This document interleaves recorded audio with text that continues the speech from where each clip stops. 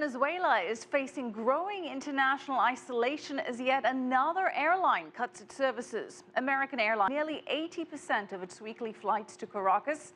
Like nearly a dozen other carriers, American Airlines is refusing to wait for the government to pay back profits locked up under foreign exchange laws.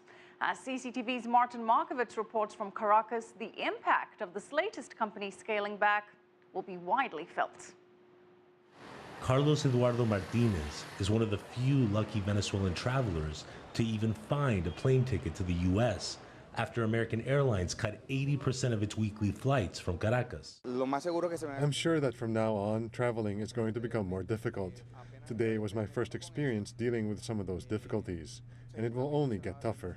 This week, American Airlines announced it would reduce weekly flights leaving Venezuela from 48 to only 10 destinations. By cutting its routes to Dallas, New York, and only flying to Miami, Venezuela can no longer ways to South America.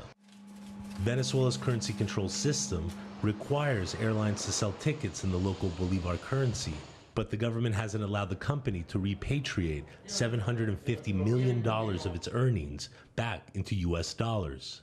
The government has recently reached an agreement with only about 8 of the 32 airlines operating in Venezuela, but they still owe over $1 billion in ticket revenue because of delays in the country's currency control system.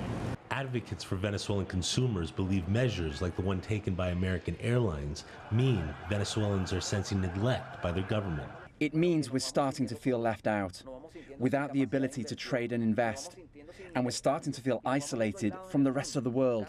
Roberto Leon Parilli says the burden ends up on consumers.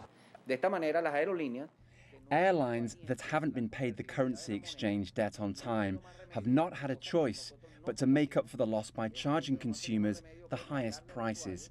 As airlines cut service in Caracas, ticket prices are expected to go up more than 100% after July 1st.